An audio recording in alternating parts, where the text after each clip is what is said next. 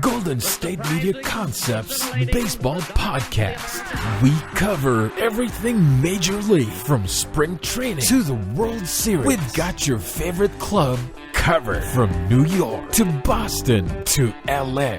This is the Golden State Media Concepts Baseball Podcast.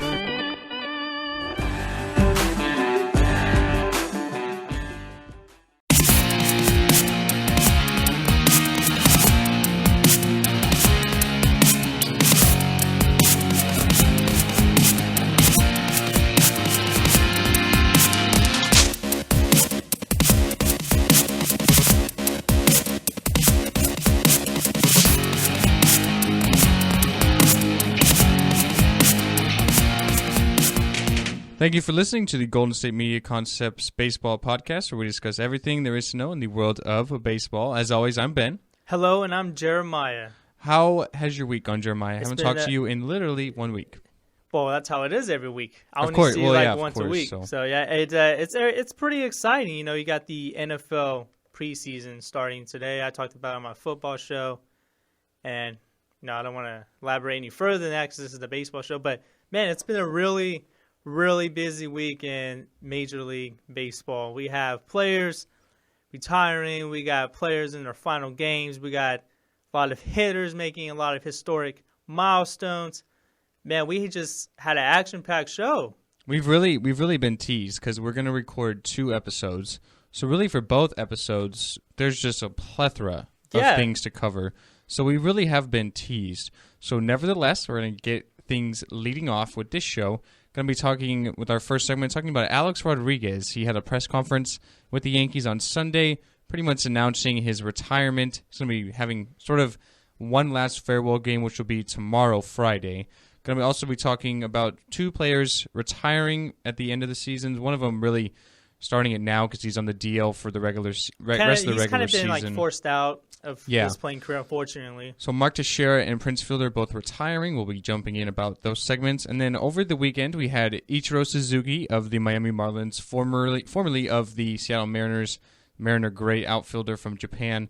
He has eclipsed the 3,000 hit mark in Major League Baseball, as well as another guy the other day on Monday. The day after Ichiro had a 3,000 day after hit. Ichiro of the San Francisco Giants, shortstop Brandon Crawford ends up going 7 of 8 in one game, which against the Marlins ended up going 14 innings. So we're going to dive in on all those things.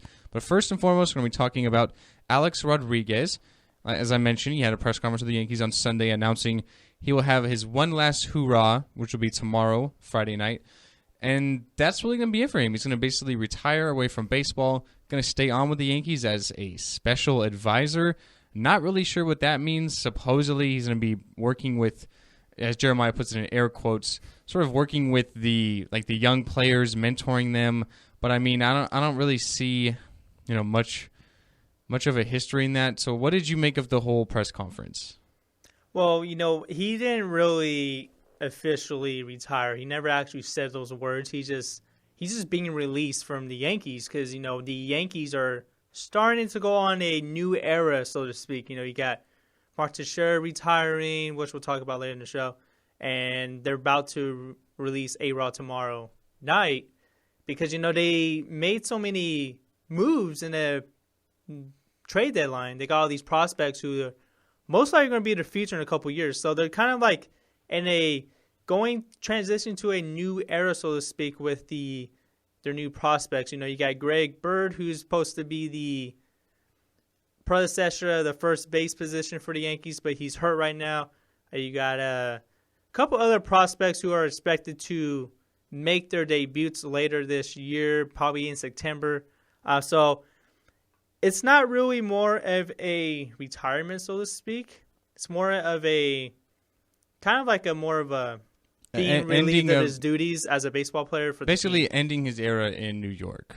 Yeah, or basically. At least with the Yankees. Yeah. I shouldn't say New York, but yeah. So I found it interesting that really a lot of more headlines came about this last night. Was Joe Girardi had talked about in the press conference and leading up to Friday that he would maybe think about A-Rod giving more playing time. His really career with the Yankees is winding down here. Obviously, he's going to have his game tomorrow to sort of end his career with the Yankees. But Girardi talked about how he would maybe think about playing A-Rod a lot more. That didn't really happen until last night. He came in as a pinch hitter for Aaron Hicks. So Aaron Hicks got the start, and he's only hitting 192. So a lot of people are saying, well, A-Rod could probably do the same thing, But Girardi went on to say, and I'm kind of paraphrasing here, but he went on to say, it's my job to make sure I'm putting the best team out there, trying to win games, have success for the Yankees, and really look out for myself. It's not about A-Rod or a farewell tour, which I found kind of ironic because they gave Jeter a farewell tour last year when Jeter wasn't necessarily playing at the best anymore. Obviously, getting ready to retire, you're not going to have your best seasons anymore. But still, they sort of gave that to Jeter, but they're not really giving it to A-Rod. And he said he was thinking about playing him more, and he really didn't do that. So I just thought that Girardi's sort of not sticking to his word here, and he doesn't owe A-Rod anything. He's not required to do this thing. So. But I just found it really interesting that he's not really sticking to his word here. He did give him one pinch hit at bat, which he flew out. So, but I mean, why even give him a one last? It actually was a vital at bat during the game. Right, it was a 4-2 game. They had runners on base, so definitely an opportune time. A-Rod 696 career home runs. He's capable of hitting one out any time, even though he's 41 years old. So, I just why now all of a sudden? Why give him one last game when you haven't given him playing time the whole month? So I feel like sort of maybe Brian Cashman, the Yankees general manager, and Hal Steinbrenner sort of are forcing this on Girardi, definitely, to give him a farewell game. But it's why now all of a sudden? Yeah, it is kind of weird, all of a sudden, it just happened, right away. When it came 2 days after Mark Teixiera announced his retirement, right? Which I've kind of thought it was kind of odd timing in a way. Because we kind of saw the writing on the wall for Teixiera. He was struggling this year. He's been battling injuries past couple seasons. A-Rod, he had a heck of a season last year, hitting, I think, more than 30 home runs. He just hasn't been able to hit. He hasn't had it this year. He just doesn't have it this year. And I wasn't surprised that, they're going to say, they're going to release A-Rod, but if you're going to release A-Rod, why do you have to, announce it like that? Why can't you just honestly just cut him? I get the fact that A-Rod has been a staple and the face of the franchise for the amount of time he's been there. And I get why you're sending him off, but he's not having the same farewell tour as Jeter did, because Jeter did announce it at the beginning of the season last year. And, everybody was expected to see Jeter for the last time in the visiting ballparks, at Yankee Stadium. And it was a very historic season. That pretty much summed up the Yankee season because they weren't in contention the whole year. See, A-Rod, he's been a polarized figure in baseball. You either love him or you hate him. He's kind of like Barry Bonds in a way. You either love him or you hate him. When I look at A-Rod, he's one of those guys, if he's on your team, you love him. Exactly. And the rest of the league hates him. That's why I said, like Barry Bonds, when you're a San Francisco Giants fan during that time, you love Barry Bonds. But when you're everyone else, a fan of the other 29 teams, you hate Barry Bonds. So, I actually think the Yankees, in this aspect, are making a mistake. And here's why I say that. They're going to give him his one last game tomorrow. They still have about a month and a half left of the season. They're technically still in a wild card battle, only about 4.5 games out. I mean, technically they're still there, but I don't think they'll really get one. They don't have the consistency to compete. Right, and they were sellers at the trade deadline, selling Chapman, Miller, and Beltran. So they're sort of giving up on this season, building towards the future. With that being said, what I would do is I would put A-Rod in the lineup. I would have had this press conference saying at the end of the year, Alex is not going to be a member of this team anymore, like they did, except for it's going to be on Friday. So what I would do is I would have that press conference and announce it at the end of the year. I would play him the rest of the year. He's 4 home runs away from 700. Let him try to get that 700 home runs. You're going to sell out ballparks watching A-Rod sort of finish out his Yankee legacy, I guess you can say. Who knows if he'll even play anymore after the season. He is 41 years old. He didn't formally announce retirement, but who knows what's going to happen. So you have 4 home runs from 700. You have ending of a career. You could probably sell out the ballpark every night, people trying to witness history. Obviously, the Yankees, the most prolific franchise in all of baseball don't really have an issue of making money or not, but they could still do a lot more with this. And I think they're making a mistake by not doing that.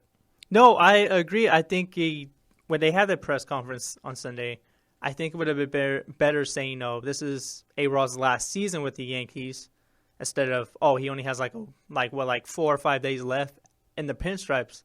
I think that it was kind of a mistake in a way. Like, I get your transition to a new era, which I applaud, by the way, because, they've been that big money team all these years. A-Rod was like a face of the franchise. The fans loved him, or some fans did hate him in New York. But he was just a face for that franchise. He's one of the polarized figures in baseball. You got to give him I think it's proper to give him a farewell in a way, because you are going to sell tickets. This is the last time the last year you're going to see A-Rod in a pinstripes. And I feel like that could have been the right way to go about it. But I don't know. I was like surprised why so sudden in a way. I think it sort of came on because he hasn't played in so long. So they kind of wanted to make a decision about it. He's been more of a bench player this season. Right. Which hasn't happened in his career before that. I think they wanted to let people know what exactly is going on. I would have ended out the season, and you obviously agree with me. Here's my question to you, and we'll sort of end it on this here. Do you think we've seen the last of A-Rod in baseball? I think we might have, but I wouldn't rule out him going to Miami. It makes sense. I talked about it on the show last week. You were right, and I was like, that makes too much sense. But apparently, there's reports out there saying that Miami Marlins had internal discussions about signing Alex Rodriguez. He's 4 home runs away from 700. Yeah. That's on his mind. They don't talk about the 3,000 hit club and the 696 home run club. They don't. He wants to be in that 700 home run club with Bonds, with Babe Ruth, and Hank Aaron. He'd only be the 4th person to do it. Yes, he's had his career tarnished with steroids, but that's still important to him. 700 home runs. I don't see how he doesn't at least come back to get that milestone. At least half of a season, something like that. Miami makes a lot of sense. They don't have to play him every day either. They got enough talent there already. Kind of like they did with Ichiro. Yeah. So I think it makes sense. I think someone's going to sell or sign him if he's willing. They're going to sell tickets. So I think Miami is the team that makes the most sense. I don't see any other team out there. It does make the most sense. But before we end this segment, I got a question for you, Ben, is if Alex Rodriguez does not play on the baseball diamond again, do you think he will ever get in the Hall of Fame? Well, obviously, if you just look at the stats, if you have no idea who I'm talking about, I just read you 3,114 hits, 295 average, 696 home runs. You're saying, okay, that is a Hall of Famer, no doubt. Then I mentioned it's Alex Rodriguez. He's had a history of steroids. If you look at the history of the people that have been on that Hall of Fame bubble that have been linked to steroids, people like Rafael Palmeiro, Roger Clemens, Barry Bonds, Mark McGwire. There's a lot of them. Sammy Sosa. None of them are in the Hall of Fame. So you have to say Alex Rodriguez. If Barry Bonds can't get in the Hall of Fame with the most career home runs, Alex Rodriguez isn't. So until baseball writers, who are the Hall of Fame voters, change their minds on the steroid issue, it's not going to happen. For me personally, I would put Alex Rodriguez in the Hall of Fame. And here's why. And to be honest, I would put all those steroid people in the Hall of Fame. And here's why I say that. Baseball was allowing these guys to do this. They knew about people like Mark McGwire, Sammy Sosa, Jose Canseco. They knew about all these guys taking steroids. If it weren't for Mark McGwire and Sammy Sosa taking steroids and their whole home run battle, baseball may not even be around or as popular as it is today, because they came off of a strike. No one was happy with baseball, and then people started hitting home runs, and that got viewership back up. So because of that, baseball is kind of where it is within the last decade or so of where it is today. Because of that, baseball was allowing them to take that. They knew they were doing it. They weren't testing them. So I don't see, obviously, it's something you shouldn't be doing. It's something that you're going to be negatively looked at. But baseball was allowing them to do it, so of course you're going to do it. So I'd put all of them in the Hall of Fame. I would put Alex Rodriguez in the Hall of Fame. He has the numbers. He has the accomplishments to back it up. Where if you take out the PED, the steroids and all that, A-Rod has 3 MVPs in his career. There's a couple of notable players with at least 3 Most Valuable Player awards, and that is Joe DiMaggio, Yogi Berra, and Mickey Mantle, who are Yankee greats. And in the Hall of Fame. A-Rod is 4th on the all-time home run list, which we previously mentioned. A-Rod has put together 8 40 home run seasons, tying Barry Bonds, Hank Aaron, and Harmon Killebrew at second. Babe Ruth has the most at 11 home seasons with a 40 home runs, who is 3rd on the all-time list. He was first for a long time.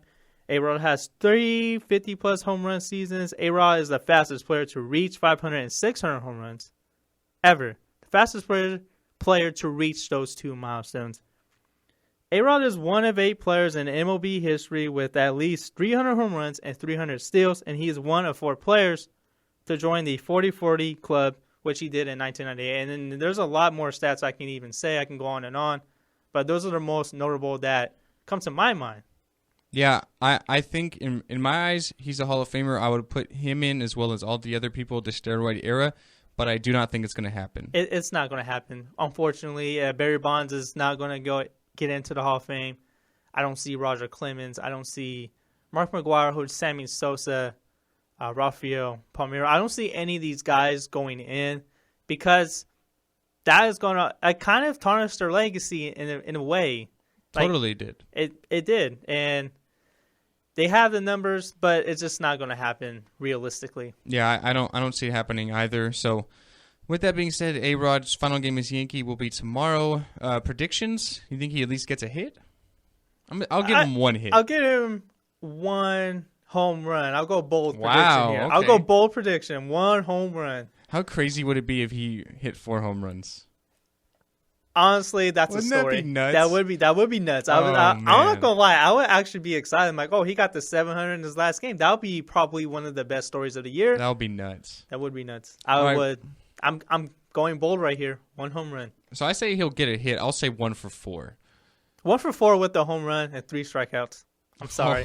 I'm sorry, man. Ouch. Yeah. All right. So anyways, with that being said, we are going to take our first break here at the Golden State Media Concepts Baseball Podcast. Coming out of the break, we will be moving on to talk about 2, I guess you can say former first basemen or soon-to-be former first basemen who are getting ready to retire at the end of the season. So we'll be right back here at the Golden State Media Concepts Baseball Podcast. Tired of searching the vast jungle of podcasts? Now listen close and hear this out. There's a podcast network that covers just about everything that you've been searching. Hey! The Golden State Media Concepts Podcast Network is here. Nothing less than a podcast bliss with endless hours of podcast coverage. From news, sports, music, fashion, cooking, entertainment, fantasy, football, and so much more. So stop lurking around and go straight out to the Golden State Media Concepts Podcast Network. Guaranteed to fill that podcast itch.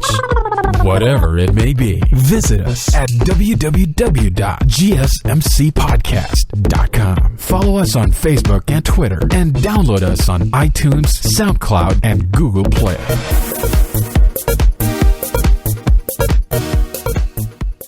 Welcome back to the Golden State Media Concepts Baseball Podcast, and for our next segment, we're going to talk about a couple of players announcing their retirement. One will retire at the end of the season. One kind of basically pretty much immediately got forced out of the game, which is unfortunate. But first, we are going to talk about Mark Teixiera, Yankees first baseman, announced his retirement last week. That will be effective at the end of the season.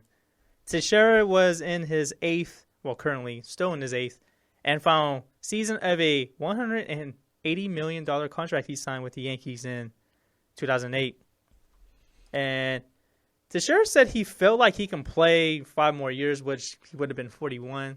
I probably thought he could have, but he had so many nagging injuries the past 3 seasons. Past couple of years. And he said his neck is constantly sore. His body's just not the way it used to feel after a game.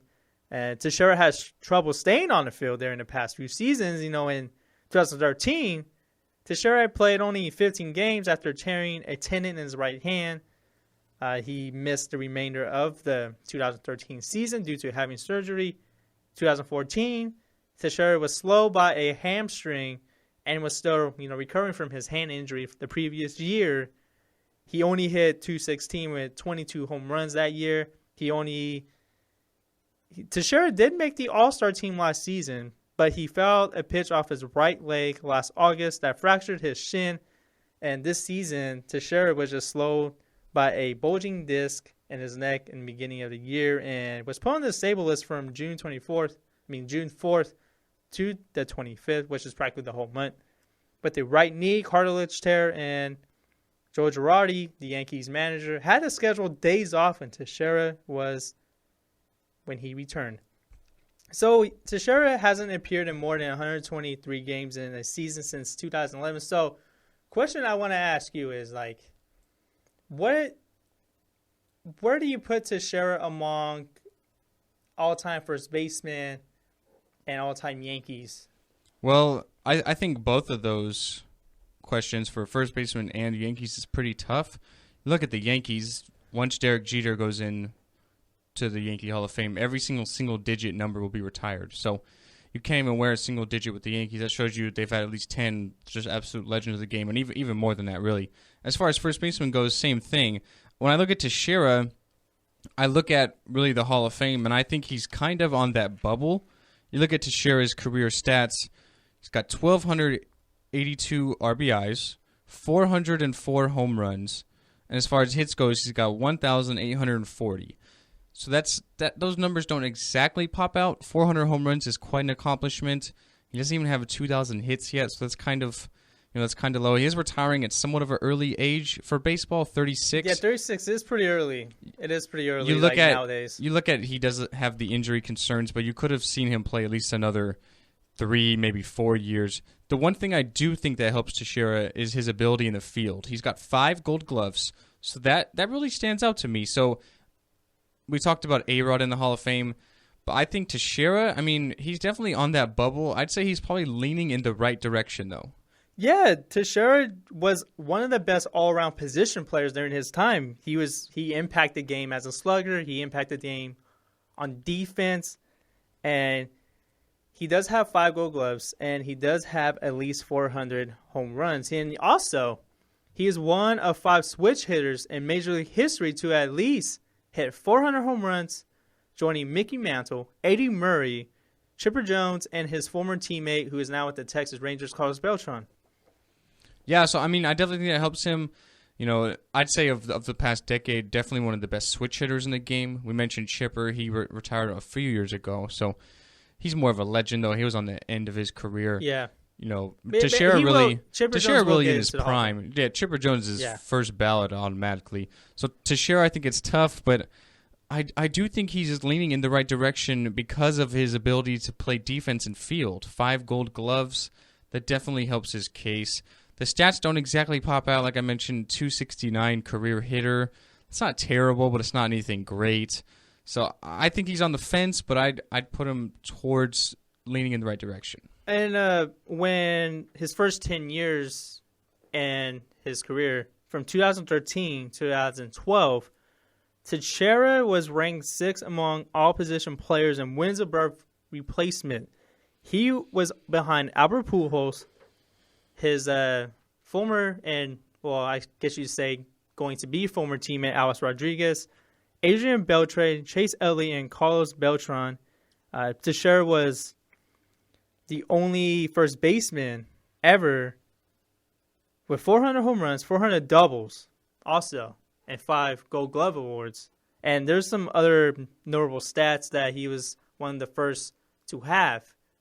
Also, so his he doesn't have as many hits as, some of his teammates that are going to be in the Hall of Fame or that are in the Hall of Fame, I should say. Like Jeter, he doesn't have as many hits as Jeter. Doesn't have as many hits as A-Rod. Doesn't have as many hits as Carlos Beltran. But it will take a while for Teixiera to make the Hall of Fame if he ever does go in there. But I do think he'll make it before A-Rod. Well, yeah, because he has the whole steroid issue looming over him. So moving on past Teixiera, we have another first baseman just recently, within the past couple of days, announcing his retirement. Then he had a press conference the night before. So Prince Fielder of the Texas Rangers, formerly of the Tigers, spent a lot of time, really his heyday with the Milwaukee Brewers, has announced his retirement. Like I said, a real emotional press conference yesterday. He has the spinal fusions, the neck injuries. That's what's sidelining him here for really the rest of the year this year. He was in the press conference crying. He had to wear a neck brace. I mean, it was really sad. It's one of those times it's one of those things that you hate in sports, is because you see people retire that have to do with injury-related issues. I think of like David Wilson of the Giants a few years back, the running back. He had to retire with a neck injury. Really emotional. Same thing here as Prince. So it's the one thing you don't like to see in sports, but unfortunately it does happen. You do play in contact sports. You do a lot of physical activity, so you do have, the door open for higher chance of injury. So Prince Fielder having to retire, due to a neck injury. He said it was taken from him. The doctor said he couldn't play in the majors anymore. Definitely was not really ready to retire. Prince Fielder, only 32 years old. He still has at least another 5, 6, 7 years ahead of him. This year he just really, really struggled. He only had 8 home runs and 44 RBIs and hit 212. It was a very down year for him. Yeah, very down year. After having such a good season last year, too. Last year, 23 home runs, 98 RBIs. We talked about it in one of our podcast episodes about him going to the DL for the rest of the season. Yeah, we did. And then we discussed if his career was done, if he has some time still left in him. And I thought, it was going to keep him out this year, obviously, and it was going to be a long time recovering. But he had some tests, and he said he couldn't even walk in a straight line at times. It's for his own good. And when you think about it, the quality of life was more important for Prince Fielder at this point. And his kids were next to him in the press conference, and they're even, they had their heads down the whole time, shedding tears. And Prince Fielder, he was just emotional. You cannot watch that press conference and don't feel any type of sorrow for Prince Fielder. It was just And Fielder was a really fun player to watch too. Really fun player. And my lasting memory of Prince Fielder is going to be really those just bombs he hit with the Brewers, like those skyrocket high bombs where it's not so much the ball seems to be carrying out, but carrying straight up. You know what I mean? He hit some of those rockets with the Brewers, and that's the one thing I'm always going to remember with Prince Fielder. And Fielder did finish his career with 319 home runs, the same as his father, Cecil. Isn't that ironic? It's the exact same amount. Him and Prince Fielder and his father, Cecil, are the one of two father-son combos with at least 300 home runs. The other one is Bobby and Barry Bonds. Right. Yeah. So some more stats for Fielder. He's going to finish with 1,028 career RBIs, hitting 283 with 1,645 hits. I really feel bad for Fielder because obviously with those stats, he's not going to be a Hall of Famer. And he was so durable, too, in his career. He made such an impact on some of the playoff teams that he was on when he was at Milwaukee. He was on Detroit and the Rangers last year. He made such an impact, but he was on his way to a Hall of Fame career, and I think, he's not going to make it because his career fell short. But The thing that really did bother me about his press conference was there was a reporter. I'm not sure if you heard about this, Ben, but there was a reporter that asked Prince Fielder, do you sort of understand what Lou Gehrig was going through in his famous speech? And then Prince Fielder just replied with, what? Like, you can't really... He tried to compare Prince Fielder's retirement speech to Lou Gehrig, which... Yeah, there's no real comparison. There's no real comparison. Like, no offense to Prince, but I mean... That's why Prince Fielder was like, what? Come on, dude. How are you going to ask him that? Like, Lou Gehrig had a life-threatening disease. Prince Fielder, he's going to live. He just can't play baseball. Right. And they were on such different levels. They both had to retire early for, health-related issues, but it wasn't even nearly the same. No, it wasn't. No. So Prince Fielder... It just really bothered me. I don't know. Yeah, that's like a stupid question. Like, it is. That happens. But anyways, Prince Fielder, so over his career, if you were to average out what he would accomplish over a 162-game season, he would have been looking at 32 home runs, 103 RBIs, and a 283 average. So that's quite a good 162-game split. If he could have played at least another 5-6 seasons, who knows? I think you might be looking at Hall of Fame. But, if you look at what he would have done as a split, just taking those numbers, I think he would have said yes. But now, his career ends it short. I don't think there's any way. Well, I got a poll question on the Twitter page at GSMC_baseball for the listeners out there. We have a little question that says, who will make it to a Hall of Fame first? A-Rod, Mark Teixiera, or Prince Fielder? It's only open for 24 hours, people, and I would love to hear your responses. And get out there and vote.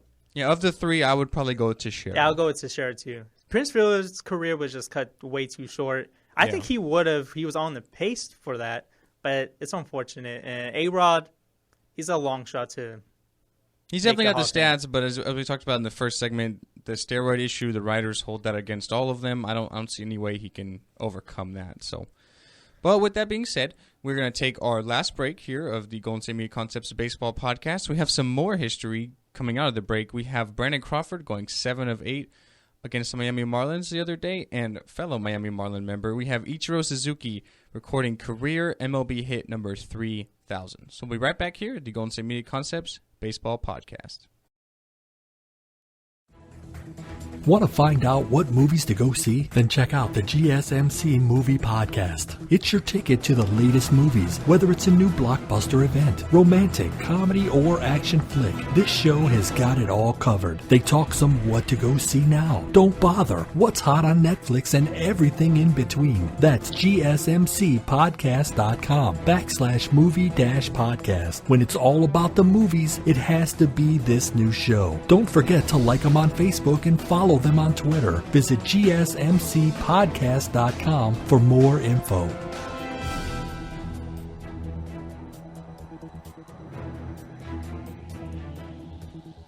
And welcome back to the Golden State Media Concepts Baseball Podcast. We have some games currently going on.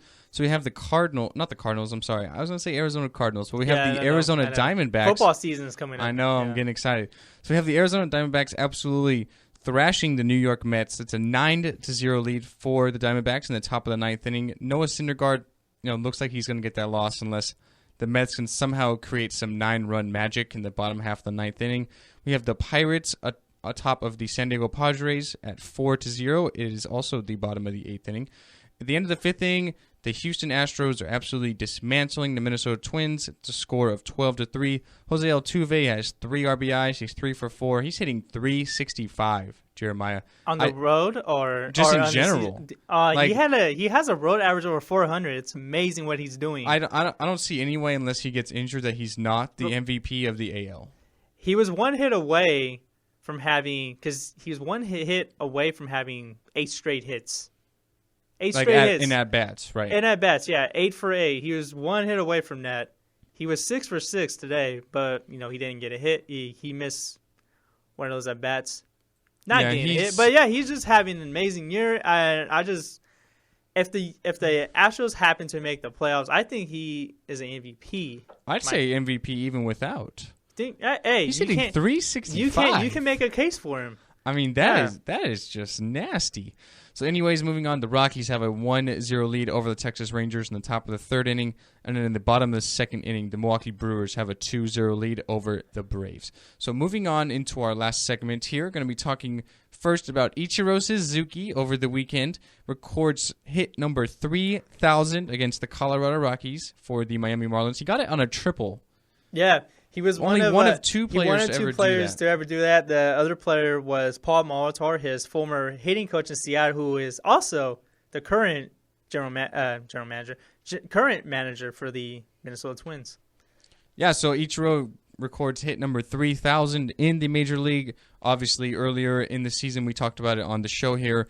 He recorded career hit number 4,257, which technically passes Pete Rose between his hits in the majors and in Japan. So Ichiro didn't even get started in the majors till he was 27 years old. Think about, he probably would have more hits than Pete Rose in the majors had he started his career, before coming over from Japan. He's definitely going to be a Hall of Famer. I mean, there's nothing really else much to say about him. He's a legend of the game. I mean, Ichiro's he's definitely the best hitter I've seen.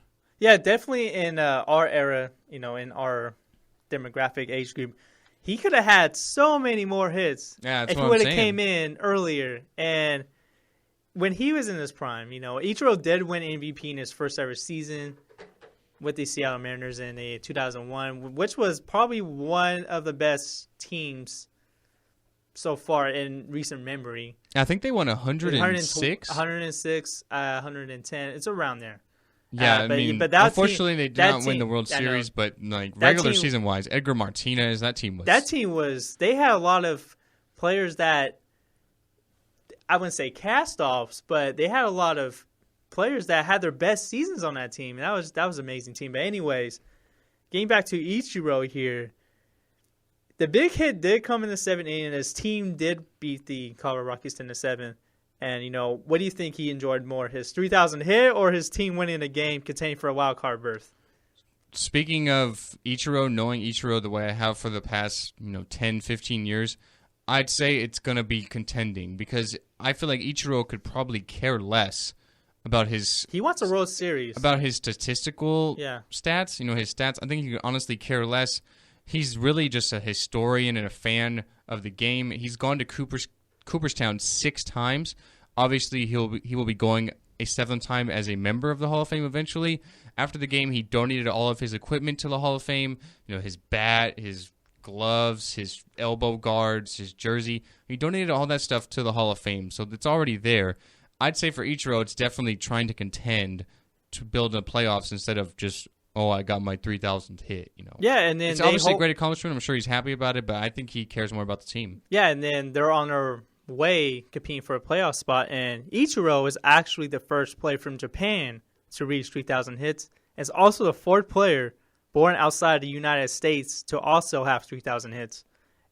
So Ichiro had just an amazing career. And do you think he's done after this season, or do you see? Yeah, do you think he's done? Absolutely. I think this is he got his career milestone.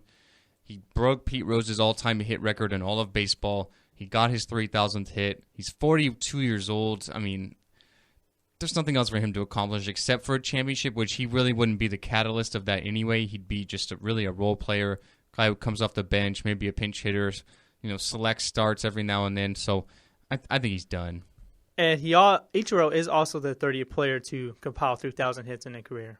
And that's amazing because, you think of the long history of baseball. And he did it in less time as many people on the list did it. Only he and Pete Rose did it in under 14 Major League years. Yeah. So, I mean, like we mentioned at the top of the segment, think about how much more he could have had if he had skipped going to Japan and went into the Major Leagues right away. He could have easily broken Pete Rose's hit record in the majors. Well, he kind of did. Not in the majors. Not in the majors, but he did it from Japan and Major League Baseball. Right. So we had some other historic hitting events. On Monday night, Brandon Crawford, shortstop of the San Francisco Giants, ended up going 7 of 8 in a game. The game lasted 14 innings. The Giants did come out on top. Crawford did have the game-winning hit as well in that game, but he ended up going 7 of 8 in that game. The first player since 19... You never get 8 at-bats in a game. That's, rare. And this also happened the day after Ichiro has 3,000 hits, so it's back-to-back historic days for Miami Marlins, used to say. Miami Marlins were on a good side on one of them. A bad side. Brandon Crawford was the first player in 41 years to get 7 hits in a game. Yeah, Rennie Stennett. He actually met I think this past week in Miami when the team was still there. Which is amazing. You know what I find even more incredible is that game in 1975. Rennie Stennett got 7 hits in a 9-inning game. This was in 14 innings. No, he got it in 9-inning game. He was only the second player to do that. The last player to do it before Stennett was in 1862, I believe. Yeah, so only 3 players in the history to ever do this. No, 1892, I'm sorry. Yeah, well, still, that's, over 100 years from now. Almost 100 years between 1975. So. And that player is Wilbert Robinson. Great name, by the way. But yeah, so for Crawford, it's a great accomplishment. He ended up raising his batting average 13 points that night to 278. for going 7 of 8. Obviously, great accomplishment. Who knows? Only 3 people to do it. I was talking about it with Alex on the sports show on Tuesday, and we were talking about how, like, could his bat potentially be in the Hall of Fame? Could they take his bat as like a, career milestone? Like, oh, this is the bat he used to hit 7 hits. And I was like, I wouldn't want them to take that bat. Like, there's a lot of hits in there, Yeah. Like, let me keep using that bad boy. So Yeah, and that's also a franchise player in. It's also a franchise record in Giants history. If you think of all the legends in history of the San Francisco Giants and New York Giants, that's amazing. And I think Brandon Crawford has been the best player for the Giants this season. He's been really consistent. He's tied for the team league in hits, 109 with Buster Posey. Leads the team in triples and RBIs. And I just think it was crazy that he wasn't on the All-Star team this year because he is playing like one. yeah, I feel like he definitely got snubbed by the voting. They voted Russell in from the Cubs, but it's a fan vote, and that happens all the time. Like, I'm thinking about how many times Yao Ming got voted in the NBA when he necessarily didn't deserve it for the Rockets. Especially at the downside of his career. Yeah, but Yeah. So for Crawford, it's a great accomplishment. The Giants really, I guess this might be something that may maybe swing some positive momentum. That was an important game for them too. They're in a tight race against the Dodgers right now in the NL West. Yeah, the Giants have really struggled since the All-Star break. Everyone thought they would sort of right the ship by now. They went into the All-Star break with the major's best record, and since then, the Dodgers, even without Clayton Kershaw, are literally right on their necks to even take over that NL West lead. So maybe this is something that the Giants can sort of build some momentum on. They did win last night as well, so we'll have to wait and see. But a great accomplishment for Crawford. One of only 3 people to ever do that. And the Giants won 1-0 last night with a home run by Brandon Crawford. Yeah, so, Jake Peavy having a great start last night. So, I mean, great accomplishments for both Ichiro and Crawford. I'd say more so if in a one game for Crawford, only one of 3 people to do it. So, that is amazing. Like you won't see that again. Hopefully, it's hard to get one hit in a baseball soon. game. 7 out of 8. It's hard to get one crazy. hit. Yeah. I always think about it with baseball. I feel like it's probably the hardest sport to, really master because you think about baseball. A good average is 300. That means you're getting a hit 3 out of 10 times. So you're failing a majority of the time. Baseball is a game about failure. Right, but I just think that's sort of like the one thing I always get on with baseball is when people go like even like 3 for 4, 4 for 5. That's a good game. You had a great game. Great game. Like, so 7 of 8. That's even held to it. crazy. He's hitting over 400 on the road. That is like great right there. As I said, MVP caliber season. Normally you would think you'd be a better hitter at home. Yeah. In your He's home better on the fans, road. you're used to sort of the field atmosphere, what the ballpark looks like at home, but on the road you're doing even better. Different circumstances every single time. That's crazy. So, but with that being said, Jeremiah, we are going to end this show. I feel like it was a great show. We had a lot of great topics. I think this is our best show ever. I think every show we do is the best show ever. So our next one's even going to be better. Yes, we have yet another show to record. Yes, we're going to talk about Tim Tebow, former college and NFL quarterback, pursuing a professional baseball career. And we will have huge discussion about that. We're also going to be talking about Jose Bautista going on the disabled list earlier this week and how it affects the American League East race.